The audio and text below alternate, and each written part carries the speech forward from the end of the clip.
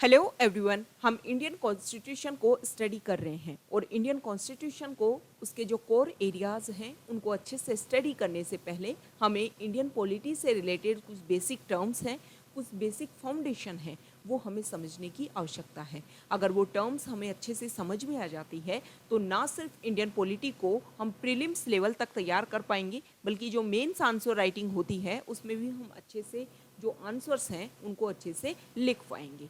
तो आज का जो हमारा टर्म है वो है कॉन्स्टिट्यूशनलिज्म। कॉन्स्टिट्यूशनलिज्म कॉन्स्टिट्यूशनलिज्म इस टर्म को हमें समझने से पहले कुछ ऐसे बेसिक फैक्ट्स हैं उनको हमें समझना होगा। तो ये आज की हम टर्म है, इस टर्म को समझेंगे कि ये होती क्या है, संविधानवाद होता क्या है, कॉन्स्टिट्यूशनलिज्म होता क्या है। इससे पहले देखो, जब आप छोटे होगे तो एक प्रोग्राम आता था टीवी पर जिसको बोलते थे अरेबियन नाइट्स। अरेबियन नाइट्स में क्या होता था, एक जिनी था। अरेबियन नाइट्स में एक जिनी हुआ करता था और ये जो जिनी था ये बहुत ज़्यादा पावरफुल था, मतलब इसके पास में एवरीथिंग पावर थी, ये कुछ भी कर सकता था। और एक हुआ करता था अलादीन। जो अलादीन था वो वीक था, डिपेंडेंट था जिनी के ऊपर अपने वर्क के लिए। अब देखो, जिनी के पास में पावर है, जिनी के पास में फुल पावर है, बहुत ज़्यादा पावरफुल है जिनी। वो कुछ भी कर सकता है, कुछ भी कर सकता था। चाहे तो अलादीन को एक मिनट में ख़त्म कर सकता था, डिस्ट्रॉय कर सकता था, लेकिन जिनी ऐसा नहीं करता था। क्यों?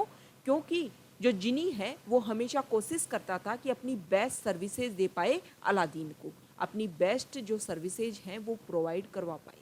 क्या कारण था? क्यों वो अलादीन का जो डोमिनेंस है उसको स्वीकार करता था? क्योंकि एक लैंप था जिसको चिराग के नाम से आपने सुना होगा।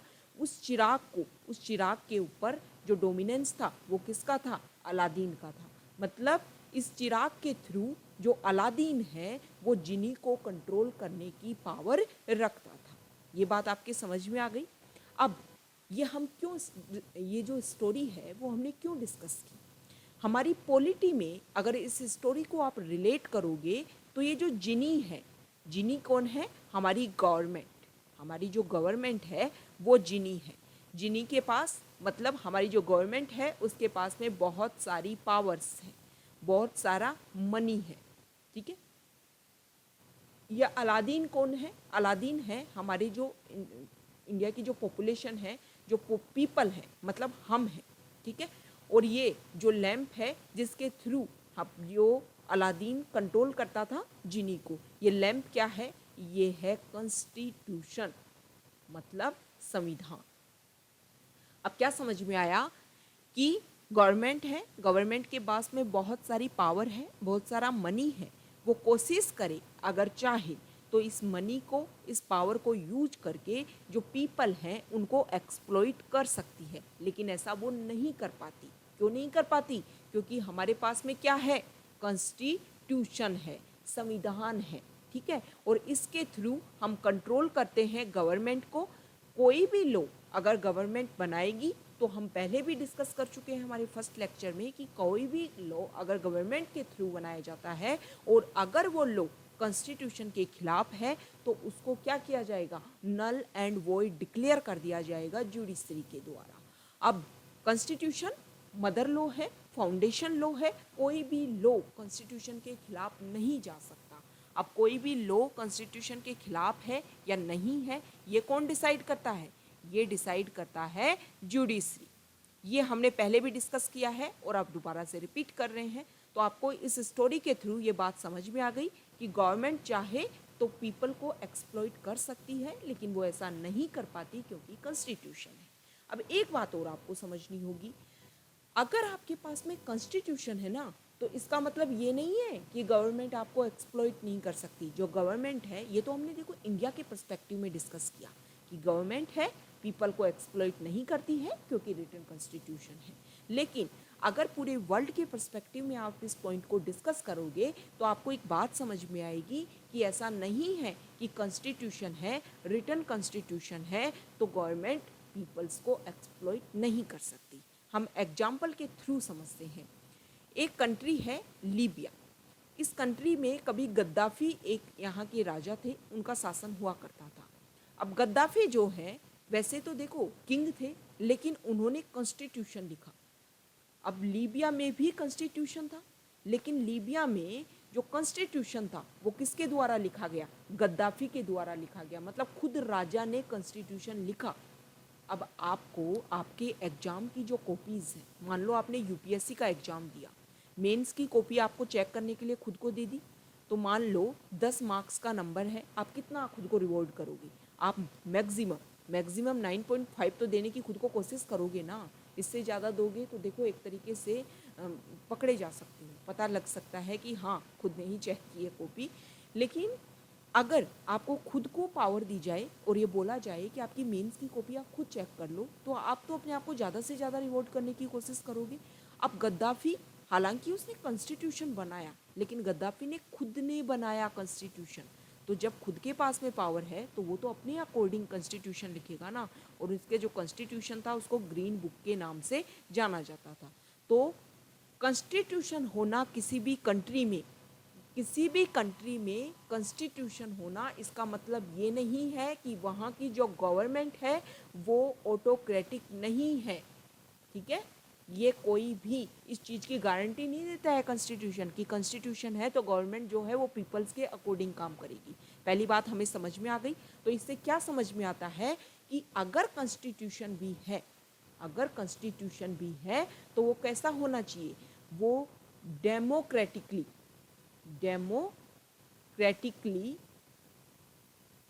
डेमोक्रेटिकली फॉर्म्ड कॉन्स्टिट्यूशन होना चाहिए। डेमोक्रेटिकली फॉर्म्ड कॉन्स्टिट्यूशन होना चाहिए। इससे क्या समझ में आया?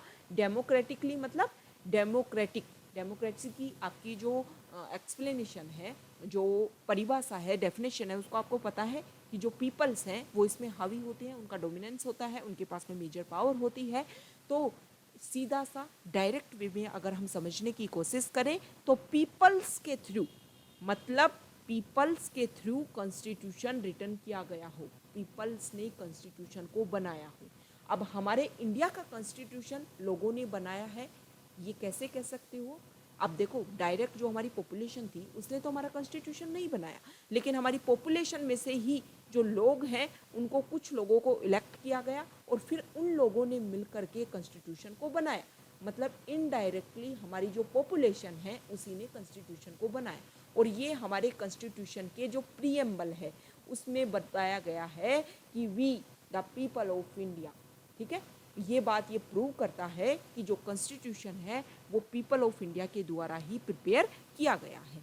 ठीक है, तो पहला स्टेटमेंट ये निकल करके आता है कि अगर आपको गवर्नमेंट की ऑटोक्रेसी को रोकना है, गवर्नमेंट अपनी डिक्टेटरशिप क्रिएट ना करे, तो उसके लिए आपको कॉन्स्टिट्यूशन बनाना है। लेकिन कॉन्स्टिट्यूशन जो बनाना है वो लोगों के द्वारा बनाया जाना चाहिए। ऐसा नहीं है कि वहाँ की जो गवर्नमेंट है वो ही कॉन्स्टिट्यूशन बना दे। अब दूसरा, इस स्टोरी से आपके क्या समझ में आता है कि ये जो गवर्नमेंट है ना ये बहुत पावरफुल है। अगर ये चाहे तो अपनी पावर का यूज़ करके हर किसी को एक्सप्लॉइट कर सकती है। Very powerful government. अब क्या करेंगे जब गवर्नमेंट के हाथ में ही सारी पावर होगी? मतलब लेजिस्लेचर की जो पावर है वो गवर्नमेंट के हाथ में हो, एग्जीक्यूटिव की जो पावर है वो गवर्नमेंट के हाथ में हो, और जुडिशरी की जो पावर है वो गवर्नमेंट के हाथ में हो, तो इनडायरेक्टली आपने कॉन्स्टिट्यूशन भी लिख दिया, लेकिन फिर भी गवर्नमेंट जो है वो पीपल्स को एक्सप्लॉइट कर सकती है। तो इसके लिए क्या करना होगा? एग्जाम्पल के हम थ्रू समझते हैं। लेजिस्लेचर, एग्जीक्यूटिव, जुडिशरी में आपने रोल समझा था। हमने हमारा जो फर्स्ट लेक्चर है पॉलिटी का उसमें भी हमने डिस्कस किया है। लेजिस्लेचर मतलब law making body, law making, यहाँ पर कानून बनाया जाता है लेजिस्लेचर में। हमारा पार्लियामेंट जो है वो लेजिस्लेचर है। एग्जीक्यूटिव मतलब लॉ इम्प्लीमेंटिंग बॉडी। एग्जीक्यूटिव क्या करता है? जो लॉ बनाया गया है उसको ढंग से इम्प्लीमेंट किया जाना चाहिए। ठीक है, और जुडिशरी क्या करता है कि जो लॉ बनाया गया है और जो लॉ इम्प्लीमेंट किया जा रहा है वो ढंग से किया जा रहा है या नहीं किया जा रहा।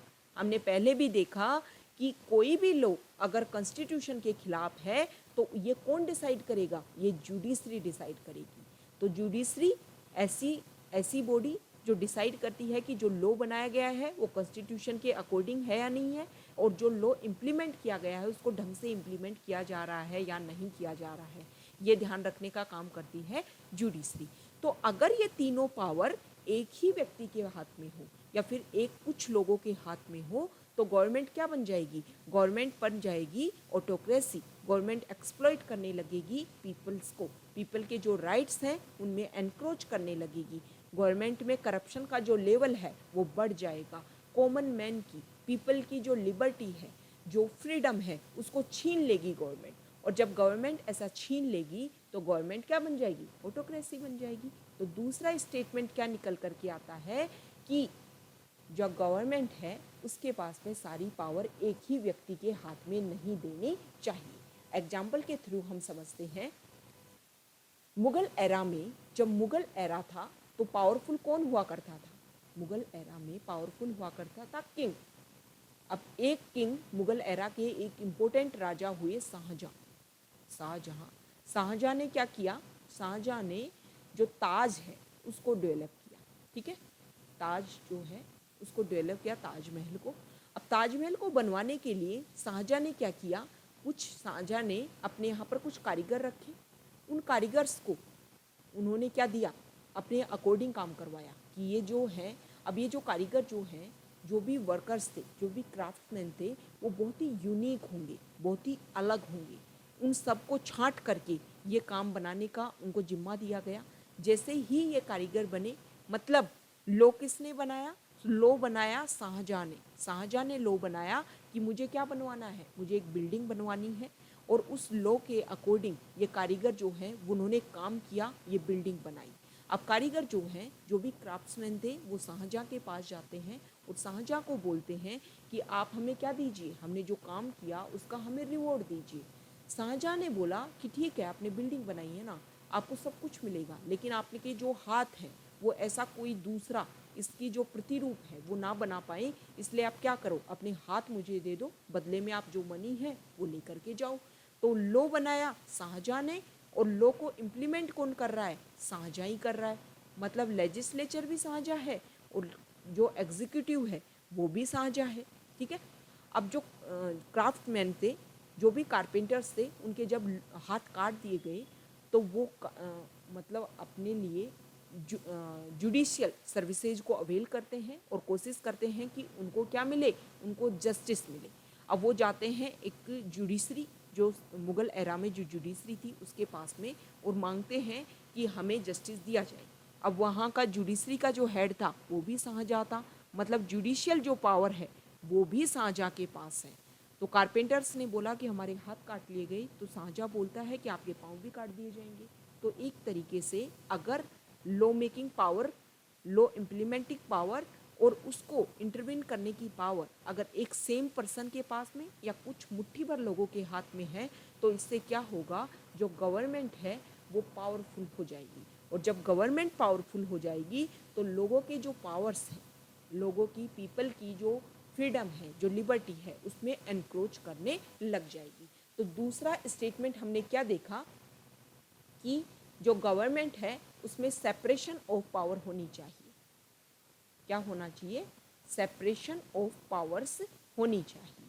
सेपरेशन ऑफ पावर्स में मतलब लेजिस्लेचर अलग होना चाहिए, लेजिस्लेचर अलग होना चाहिए, एग्जीक्यूटिव अलग होना चाहिए, और जुडिशरी जो है वो अलग होना चाहिए। अब इन दोनों के बीच में क्या रिलेशन होता है? इसके आधार पर टू फॉर्म ऑफ गवर्नमेंट होती हैं, जिनको बोल दिया जाता है पार्लियामेंट्री फॉर्म ऑफ गवर्नमेंट और presidential form of government. Parliamentary form of government और प्रेसिडेंशियल फॉर्म ऑफ गवर्नमेंट। ये हम आगे जब सिस्टम पढ़ेंगे अच्छे से, पॉलिटी के जो कोर एरियाज़ को डिस्कस करेंगे, तब हम इन टर्म्स को डिस्कस करेंगे। हमारे इंडिया में पार्लियामेंट्री फॉर्म ऑफ गवर्नमेंट होती है, मतलब एग्जीक्यूटिव जो है वो लेजिस्लेचर में से निकल करके आता है। हमारे पॉलिटी के फर्स्ट लेक्चर में भी हमने डिस्कस किया था कि टोटल लोग जो इलेक्ट होकर के आते हैं पार्लियामेंट में या फिर स्टेट लेजिस्लेचर में, उन्हीं में से ही जो इलेक्ट होकर के आते हैं वो लक्की लोग, और उन्हीं लक्की लोगों में से मोर लक्की जो लोग हैं वो बनाते हैं एग्जीक्यूटिव, मतलब काउंसिल ऑफ मिनिस्टर्स। तो एग्जीक्यूटिव क्या होता है? Council of ministers. तो ये हो गया सेपरेशन ऑफ पावर्स, मतलब एक व्यक्ति के हाथ में पावर नहीं होनी चाहिए, इसके अलावा सबके हाथ में पावर जो है उस पावर को बांट दिया जाए, उस पावर को डिवाइड किया दिया जाए, मतलब ये जो पावरफुल गवर्नमेंट है उसको बांट दिया जाए, एक हाथ में पावर ना दे करके इसको बांट दो। अब सिर्फ बांटना ही नहीं है, ये जो पार्ट जो आपने किए हैं वो एक दूसरे के ऊपर क्या रखे, ध्यान भी रखे, मतलब चेक्स एंड बैलेंसेज भी रहे, मतलब सेपरेशन ऑफ पावर्स हो with checks and balances, checks and balances. अब ये चेक्स एंड बैलेंसेज क्या है, मान लो लेजिस्लेचर ने कोई लॉ बनाया, अब वो लॉ है वो सही है या नहीं है ये डिसाइड करने की पावर हो जुडिशरी को, और ये लगे भी कि सही नहीं है तो जुडिशरी उसको नल एंड वॉइड डिक्लेयर कर सके। जैसे कि इंडिया के पर्सपेक्टिव में हम देखते हैं कि NJAC एक्ट बनाया गया, सेक्शन 377 बनाया गया, उसको जुडिशरी ने क्या कर दिया, नल एंड वॉइड डिक्लेयर कर दिया था।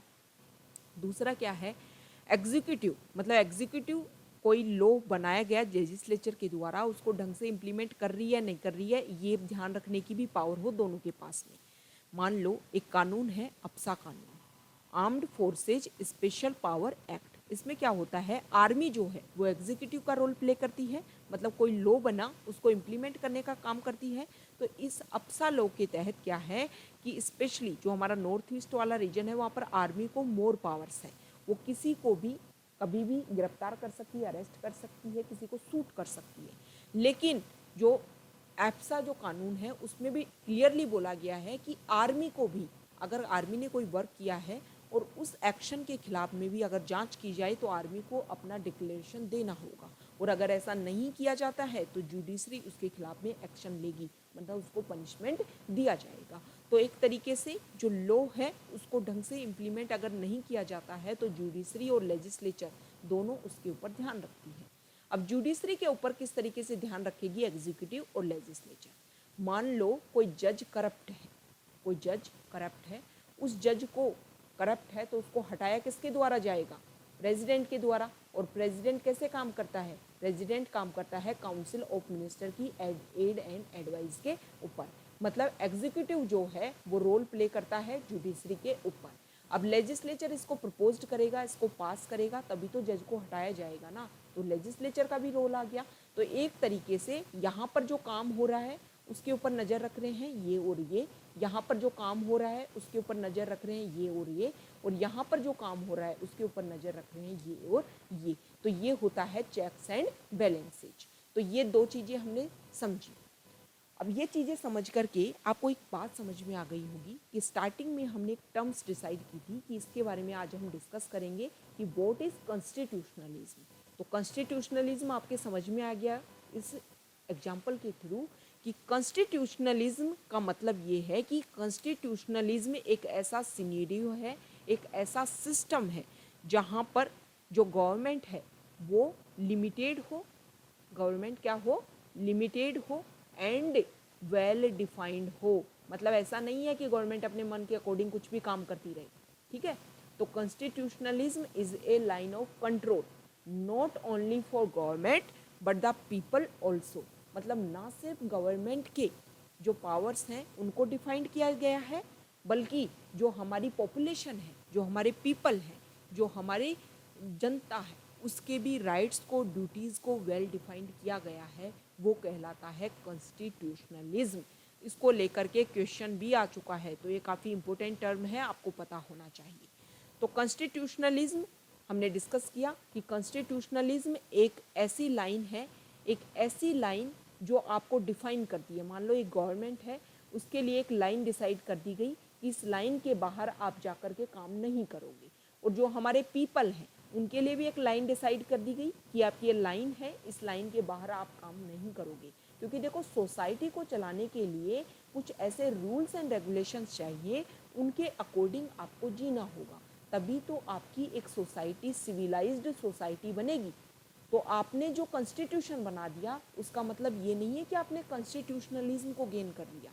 कॉन्स्टिट्यूशनलिज्म को अगर आपको गेन करना है तो आपकी गवर्नमेंट जो है वो लिमिटेड होनी चाहिए और वेल डिफाइंड होनी चाहिए, एंड वेल डिफाइंड होनी चाहिए, और जो आपके पीपल हैं उनके भी जो राइट्स हैं, उनके भी जो ड्यूटीज़ हैं वो भी वेल डिफाइंड होनी चाहिए। तो कॉन्स्टिट्यूशनलिज्म आपके समझ में आ गया। क्योंकि अगर अनलिमिटेड गवर्नमेंट हुई तो एक व्यक्ति के हाथ में क्या होगी, अरेबियन नाइट्स का ये उदाहरण देख लो, एक व्यक्ति के हाथ में मोर पावर होगी। अगर एक सीमा आपने डिसाइड नहीं की, कॉन्स्टिट्यूशनलिज्म एक सीमा आपने डिसाइड नहीं की, तो क्या होगा कि एक जो पर्सन है उसके हाथ में मोर पावर होगी, और जब मोर पावर एक व्यक्ति या फिर कुछ लोगों के हाथ में होगी तो वो पीपल के जो सर्विसेज ना दे करके उनके क्या करेंगे, उनको एक्सप्लॉइट करेंगे, उनकी जो लिबर्टी है उसको छीन लेंगे, उनमें करप्शन आ जाएगा गवर्नमेंट में, और जब करप्शन आ जाएगा तो जो कॉमन मैन की लिबर्टी है, फ्रीडम है, उसमें एनक्रोचमेंट करने लग जाएगी गवर्नमेंट। और गवर्नमेंट का क्या काम है, सिर्फ बेस्ट सर्विसेज देना पीपल को, और जब अपनी वो ड्यूटी को भूल करके सिर्फ अपने राइट्स का यूज करने लग जाए तो ऐसी गवर्नमेंट को बोलते हैं ऑटोक्रेटिक गवर्नमेंट। तो अगर गवर्नमेंट को अनलिमिटेड गवर्नमेंट से लिमिटेड गवर्नमेंट बनाना है तो उसके लिए एक लाइन ऑफ कंट्रोल डिसाइड करना होगा, और वो लाइन ऑफ कंट्रोल क्या होता है, वो होता है कॉन्स्टिट्यूशनलिज्म। और इस लाइन ऑफ कंट्रोल को अचीव करने के लिए बहुत सारे पॉइंट्स हैं, जैसे कि पहला है कि कॉन्स्टिट्यूशन लिखा जाए उस देश का, लेकिन वो डेमोक्रेटिकली फॉर्म्ड हो, मतलब पीपल मिलकर के कॉन्स्टिट्यूशन बनाए। दूसरा क्या है, उस गवर्नमेंट की सेपरेशन ऑफ पावर हो, लेकिन चेक्स एंड बैलेंसेज भी हो। थर्ड क्या है, वहाँ पर उस कंट्री में रूल ऑफ लॉ हो, रूल ऑफ लॉ हो। ये जो पॉइंट है इसको हम आने वाले वीडियोस में अच्छे से डिस्कस करेंगे। नेक्स्ट क्या हो, नेक्स्ट ये कॉन्स्टिट्यूशनलिज्म के प्रोविजन हैं, इनके तहत जो हमारी गवर्नमेंट है उसको हम लिमिटेड रख पाएंगे। Independent independent government, independent judiciary हो, मतलब ऐसी जुडिशरी, ऐसी जस्टिस सिस्टम जिसको कोई भी अपने अकॉर्डिंग काम करवा ना पाए। ठीक है, इंडिपेंडेंट जुडिशरी हो, और जुडिशरी के पास में खुद की पावर हो जुडिशियल रिव्यू की, मतलब कोई भी लॉ बना उसको जुडिशरी जो है वो रिव्यू कर पाए, उसका आधार निकाल पाए कि ये कॉन्स्टिट्यूशन के खिलाफ है या कॉन्स्टिट्यूशन के अकॉर्डिंग है। नेक्स्ट है, देखो कॉन्स्टिट्यूशनलिज्म ना सिर्फ गवर्नमेंट के ऊपर लिमिटेशन लगाती है, बल्कि जो हमारे पॉपुलेशन है उसके ऊपर भी लिमिटेशन लगाती है। तो गवर्नमेंट के जो हमारी पीपल हैं उनके फंडामेंटल राइट्स हों और वे वेल डिफाइंड हो फंडामेंटल उनके जो राइट्स हैं। इसके अलावा जो ड्यूटीज़ हैं जो ड्यूटीज़ हैं पॉपुलेशन की, पीपल की, वो भी वेल डिफाइंड होने चाहिए, क्योंकि अगर सिर्फ राइट्स दिए जाएंगे, उनकी ड्यूटीज़ नहीं बताई जाएगी, तो पीपल जो हैं वो भी बिल्कुल कियोस क्रिएट कर देंगे, मतलब अपने अकॉर्डिंग जिएंगे, हर चीज़ में बोल देंगे ये तो हमारा फ्रीडम ऑफ राइट है, ये तो राइट टू फ्रीडम है, ये तो राइट टू लिबर्टी है। तो राइट तो दो, साथ में उनकी ड्यूटीज़ भी डिसाइड करो। अब देखो कॉन्स्टिट्यूशनलिज्म को आप एक स्केल के थ्रू समझ सकते हो। मान लो यहाँ पर 0 कॉन्स्टिट्यूशनलिज्म है और यहाँ पर 100 कॉन्स्टिट्यूशनलिज्म है, मतलब यहाँ पर ना तो रूल ऑफ लॉ है, ना कॉन्स्टिट्यूशन लिखा गया है लोगों के द्वारा, ना फिर इंडिपेंडेंट जुडिशरी है, ना फिर यहाँ पर सेपरेशन ऑफ पावर्स हैं, और यहाँ पर सब कुछ है, सब कुछ अकॉर्डिंग है, सब कुछ लॉ के अकॉर्डिंग है। ठीक है, तो आप किस कंट्री को कितना इसमें इस स्केल के ऊपर रखोगे। इंडिया की अगर हम बात करें तो इंडिया लगभग मीडियम से, मतलब 50% से थोड़ा सा ऊपर, आप 60% मान सकते हो। इंडिया में 100% कॉन्स्टिट्यूशनलिज्म नहीं है। ठीक है, नॉर्थ कोरिया की अगर हम बात करें तो नॉर्थ कोरिया 0 नहीं है। देखो कोई भी कंट्री ऐसा नहीं हो सकता कि वहाँ पर कंप्लीट क्या हो, कि कुछ भी रूल ना हो। भाई वहाँ पर भी जो किम जोंग है उसके खुद के भी तो कुछ रूल होंगे ना, कम से कम अपने पीपल जो लोग हैं जो उसके अंडर आते हैं, भले ही वो उनके ऊपर डोमिनेंस क्रिएट करता हो, लेकिन कम से कम उनके अकॉर्डिंग तो सोचेगा ना। तो कोई भी कंट्री ना तो 0% कॉन्स्टिट्यूशनलिज्म हो सकता है और ना ही 100% हो सकता है। तो यहाँ पर आप रख सकते हो नॉर्थ कोरिया को, कि थोड़ा बहुत तो वहाँ भी होगा। पाकिस्तान को यहाँ से रख सकते हो, थोड़ा बहुत वहाँ भी कॉन्स्टिट्यूशनलिज्म है, मतलब थोड़ा बहुत तो राइट्स, रेगुलेशंस, लॉज वहाँ पर भी है। लेकिन जो वेस्टर्न कंट्रीज़ हैं जैसे यूके, यूएसए, इनको आप यहाँ पर रख सकते हो। यहाँ पर जो कॉन्स्टिट्यूशनलिज्म है वो मोर है कंपैरिजन टू इंडिया। कारण क्या है भाई, वहाँ पर जो गवर्नमेंट है वो लिमिटेड है। क्यों लिमिटेड है, इसका आपको कारण पता होना चाहिए। इंडिया में नहीं है, कैसे पता चलेगा आपको। देखो बहुत सारे इंडेक्स, बहुत सारे जो रिपोर्ट हैं वो पब्लिश होती है। अब उसमें आप देखो कोई भी जो, अब जब आप आंसर राइटिंग करो ना, जब भी आप मान लो यूपीएससी दे रहे हो, स्टेट पीसीएस दे रहे हो, या फिर जनरल अवेयरनेस के अकॉर्डिंग आप कहीं अपने व्यू रख रहे हो, तो कोई भी चीज़ आप बिल्कुल गलत, कोई भी चीज़ प्लस पॉइंट एक्सट्रीम, कोई भी चीज़ एक्सट्रीम नेगेटिव मत बोलो। हर चीज़ का प्लस होता है, हर चीज़ का नेगेटिव होता है। क्या करना है आपको, हर चीज़ प्रूफ के साथ अगर आप रखोगे तो आप बहुत अच्छे वक्ता बनोगे। अगर आप डिबेट्स में पार्टिसिपेट करते हो, अगर आप यूपीएससी करते हो, स्टेट पीसीएस करते हो, अपने आंसर्स लिखते हो, ऐसे लिखते हो, अगर प्रूफ के साथ अपनी बात रखोगे तो ज़्यादा उस पर गौर किया जाएगा। तो आपको अपना आंसर कैसे लिखना है, बहुत सारे इंडेक्स पब्लिश होते हैं, जैसे करप्शन इंडेक्स पब्लिश हुआ, बहुत सारी रिपोर्ट पब्लिश हुई, जैसे कि जो मतलब करप्शन को लेकर के बहुत सारी रिपोर्ट्स पब्लिश होती हैं, ह्यूमन डेवलपमेंट इंडेक्स को लेकर के पब्लिश होती हैं। तो ये सारी जो रिपोर्ट्स हैं उनका आप यूज़ करके आंसर राइटिंग करो, अपनी बात रखो, प्रूफ के साथ बात रखोगे, ज़्यादा अच्छे से अपने आप को रिप्रेजेंट कर पाओगे। तो इन इंडेक्स का आप यूज़ करके बता सकते हो कि इंडिया की जो रैंक है वो काफ़ी लो रहती है कंपैरिजन टू वेस्टर्न कंट्रीज़, जैसे कि यूके और यूएसए से। तो इसके आधार पर आप बोल सकते हो कि इंडिया में लेस कॉन्स्टिट्यूशनलिज्म है comparison to UK and USA.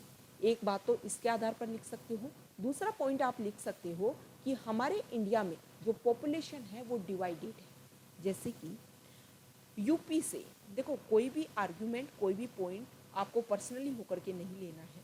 UP में कुछ ऐसे मुद्दे आपने देखे होंगे कि वहाँ पर कुछ स्टैचू बना दिए गए, स्पेशली कुछ अपनी पार्टी को रिप्रेजेंट करने के लिए स्टैचू बना दिए गए। तो इस तरीके के स्टैचू जब बनते हैं तो इस तरीके के स्टैचू क्या करते हैं, किसी खास रिलीजन को, किसी खास कास्ट को, किसी खास पार्टी को रिप्रेजेंट करते हैं, तो उस चीज़ को भी बहुत सारे लोग सपोर्ट करेंगे। तो हमारे इंडिया में जो पॉपुलेशन है वो बटी हुई है, किसके आधार पर, कास्ट के आधार पर, क्रीड के आधार पर, रिलीजन के आधार पर, रिलीजन के आधार पर, इसके अलावा सेक्स के आधार पर, जेंडर के आधार पर, प्लेस के आधार पर, ठीक है, लैंग्वेज के आधार पर, इन सब पॉइंट्स पर हमारी जो पॉपुलेशन है वो बटी हुई है। मतलब अगर एक कास्ट को परेशानी है तो दूसरी कास्ट कभी भी उसको एज ए ह्यूमन सोच करके उसका साथ नहीं देगी, बल्कि सोचेगी कि ये हमारी कास्ट का मुद्दा नहीं है।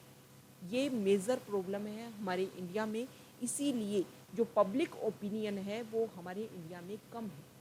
कारण क्या है, मान लो कोई लॉ बना और वो जो लॉ है वो इफ़ेक्ट कर रहा है किसी खास कम्युनिटी को, किसी खास रिलीजन को, तो उस लॉ का जो विरोध है वो सिर्फ उसी रिलीजन से रिलेटेड लोग करेंगे। और यही मेजर रीजन है कि हमारी जो गवर्नमेंट है वो थोड़ा सा अगर अनलिमिटेड गवर्नमेंट की तरह बिहेव करती है, तो यही मेजर रीजन है कि हमारी जो सोसाइटी है वो बहुत सारे ग्राउंड्स के ऊपर बटी हुई है। इसी वजह से जब डिवीजन ऑफ सोसाइटी है ऑन मैनी बेसिस, और इसके अलावा हमारे इंडिया में लैक ऑफ एजुकेशन है।